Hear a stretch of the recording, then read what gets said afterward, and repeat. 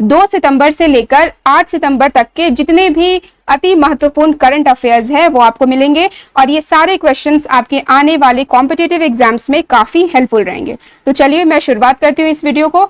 सबसे पहले मैं पेरिस पैरालंपिक्स 2024 की कुछ अपडेट्स दे दूं। भारत ने पेरिस पैरालंपिक्स 2024 में अब तक 27 मेडल जीत चुके हैं, ठीक है, यानी कि 7 सितंबर तक ये 27 मेडल जीत चुके हैं और आज यानी कि 8वां सितंबर, ठीक है, 8 सितंबर लास्ट डे है पेरिस पैरालंपिक्स 2024 का। तो होप आज भी कुछ मेडल भारत में आए, ठीक है। अब ये 27 मेडल्स में 6 गोल्ड मेडल है, 9 सिल्वर मेडल है और 12 ब्रॉन्ज मेडल है। भारत पदक तालिका में 6वें स्थान पर है और इस बार यानी कि पेरिस पैरालंपिक्स 2024 में टोटल 84 इंडियन एथलीट शामिल हुए थे और 3 नए खेलों को भी शामिल किया गया था। पहला प्रश्न से स्टार्ट करती हूं मैं। प्रधानमंत्री श्री नरेंद्र मोदी ने किस शहर में जल संचय जल भागीदारी पहल का शुभारंभ किया? ऑप्शंस है पटना, लखनऊ, सूरत या अहमदाबाद। सही उत्तर है ऑप्शन सी, सूरत। तो हमारे प्रधानमंत्री श्री नरेंद्र मोदी ने वीडियो कॉन्फ्रेंसिंग के माध्यम से गुजरात के सूरत में जल संचय जल भागीदारी पहल का शुभारंभ किया और इसके तहत 24,800 वाटर हार्वेस्टिंग सिस्टम्स यानी कि जल संचयन संरचनाओं का निर्माण करने की बात कही गई है।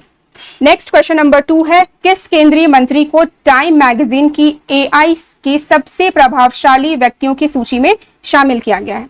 ऑप्शन है निर्मला सीतारमण, एस जयशंकर, अश्विनी वैष्णव या ज्योतिरादित्य सिंधिया। तो सही उत्तर है यहाँ ऑप्शन सी, अश्विनी वैष्णव, ठीक है। अब केंद्रीय इलेक्ट्रॉनिक्स और सूचना प्रौद्योगिकी मंत्री अश्विनी वैष्णव को टाइम मैगजीन की most influential people in AI 2024 के लिस्ट में शामिल किया गया है। साथ ही अभिनेता अनिल कपूर को भी इस लिस्ट में शामिल किया गया है। नेक्स्ट क्वेश्चन नंबर 2 है, कपिल परमार किस खेल में पैरालंपिक्स पदक जीतने वाले पहले भारतीय एथलीट बने? ऑप्शन है तीरंदाजी, जूडो, निशानेबाजी या टेबल टेनिस। तो सही उत्तर है यहाँ ऑप्शन बी, जूडो, ठीक है। अब पैरा एथलीट कपिल परमार ने पहली बार जूडो में पार्टिसिपेट किया यानी कि इंडियन एथलीट ये पहले हैं जिसने जूडो में पार्टिसिपेट किया और इवन ब्रॉन्ज मेडल यानी कि कांस्य पदक इन्होंने जीता भी है, ठीक है। और ये जो स्पर्धा थी ये J1 क्लास इवेंट है, ठीक है, जिसमें इनके 10 पॉइंट्स टोटल मिले और ये जीतते हुए यानी कि ब्रॉन्ज मेडल जब इन्हें मिल गया तो ये पैरालंपिक्स पदक जीतने वाले पहले भारतीय एथलीट बने, ठीक है, जिन्होंने जूडो में ब्रॉन्ज मेडल जीता है। नेक्स्ट क्वेश्चन नंबर 4 है, U20 विश्व कुश्ती चैंपियनशिप में किस भारतीय महिला रेसर ने स्वर्ण पदक जीता? ऑप्शंस है अंतिम पंघाल, अंशु मलिक, अलका तोमार या ज्योति बेरवाल। तो सही उत्तर है यहाँ ऑप्शन डी, ज्योति बेरवाल, ठीक है।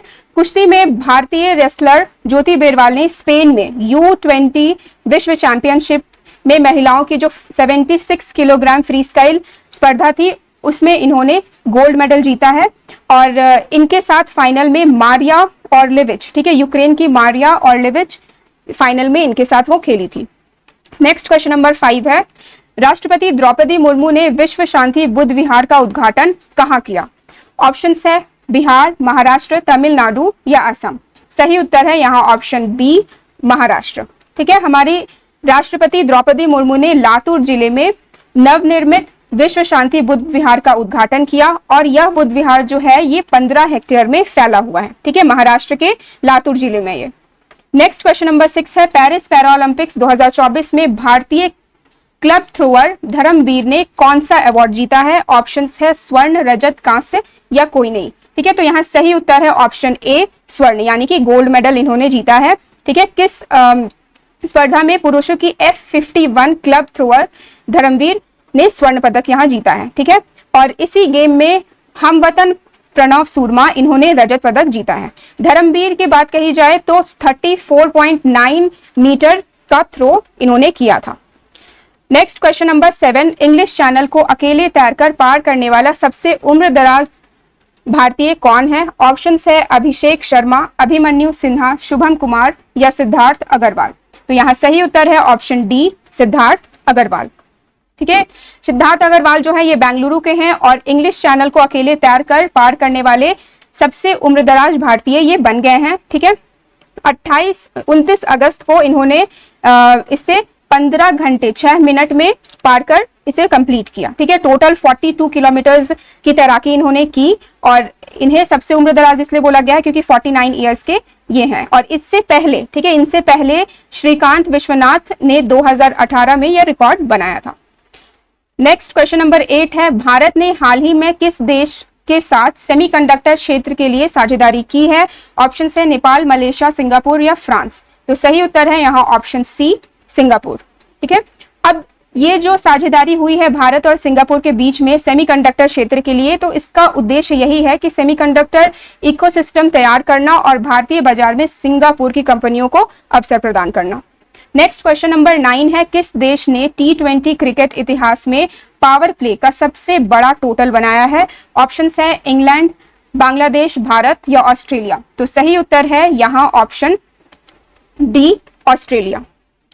ठीक है, एडिनबर्ग के ग्रेंज क्रिकेट क्लब में मुकाबला ये हुआ था ऑस्ट्रेलिया और स्कॉटलैंड के बीच में। ठीक है, तो ऑस्ट्रेलिया ने यह रिकॉर्ड बनाया और इसमें 6 ओवरों में 113 यानी कि 113 रन बनाए गए ऑस्ट्रेलिया के द्वारा।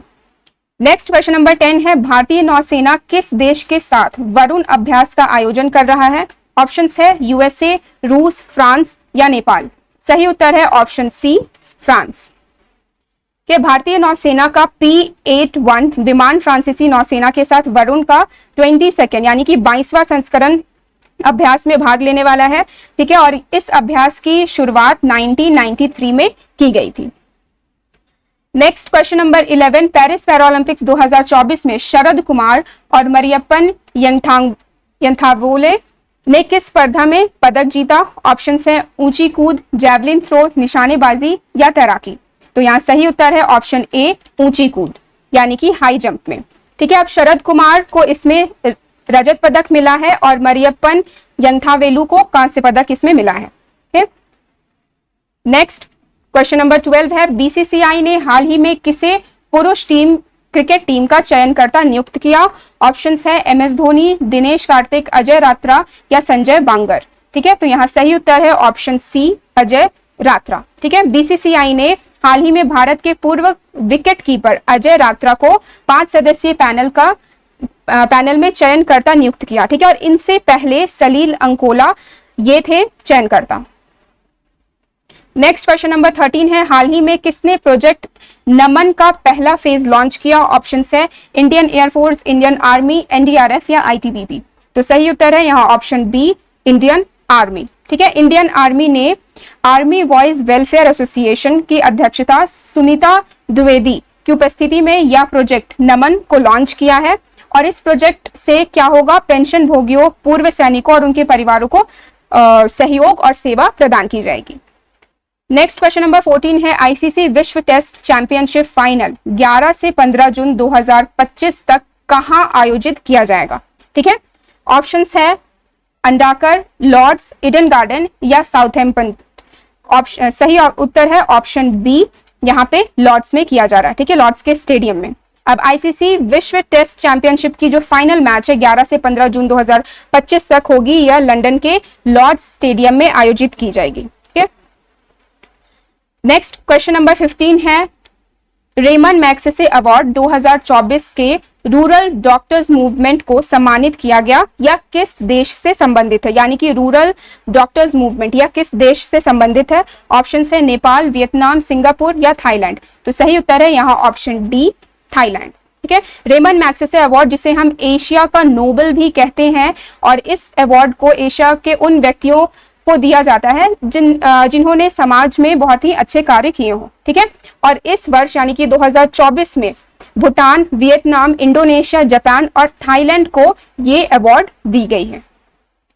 नेक्स्ट क्वेश्चन नंबर 16 है, पेरिस पैरालंपिक्स 2024 में सुमित अंतिल ने किस स्पर्धा में स्वर्ण पदक जीता है? ऑप्शंस है लंबी कूद, शॉटपुट, भाला फेंक या डिस्कस थ्रो। तो सही उत्तर है यहाँ ऑप्शन सी, भाला फेंक में।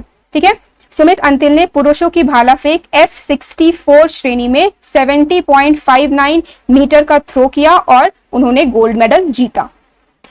नेक्स्ट क्वेश्चन नंबर 17 है, नितेश कुमार ने पेरिस 2024 पैरालंपिक्स में किस खेल में स्वर्ण पदक जीता है? ऑप्शंस हैं टेबल टेनिस, बैडमिंटन, तीरंदाजी या टेनिस। तो सही उत्तर है यहाँ ऑप्शन बी, बैडमिंटन में। ठीक है, नितेश कुमार ने बैडमिंटन पुरुष एकल SL स्पर्धा में गोल्ड मेडल जीता है। नेक्स्ट क्वेश्चन नंबर 18 है, प्रधानमंत्री मोदी ने 4 और 5 सितंबर 2024 को सिंगापुर का दौरा किया। ठीक है, सिंगापुर के प्रधानमंत्री कौन है? ऑप्शन से Lee Hsien Loong, Halimah Yacob, Lawrence Wong या थर्मन शंमुगरत्नम। सही ऑप्शन है यहाँ पे C, Lawrence Wong. Next question number 19, Paralympics या ओलंपिक्स में ट्रैक एंड फील्ड इवेंट में 2 पदक जीतने वाली पहली भारतीय महिला एथलीट कौन है? ठीक है, मतलब पैरा ओलंपिक्स और ओलंपिक्स दोनों की बात की जा रही है कि पहली भारतीय महिला एथलीट कौन है। ऑप्शंस है रश्मि कुमारी, विशाखा शुक्ला, हरमनप्रीत कौर या प्रीति पाल। तो यहाँ सही उत्तर है ऑप्शन डी, प्रीति पाल। ठीक है, इन्होंने पेरिस पैरा ओलंपिक्स 2024 में 200 मीटर T35 दौड़ में ब्रॉन्ज मेडल जीता है।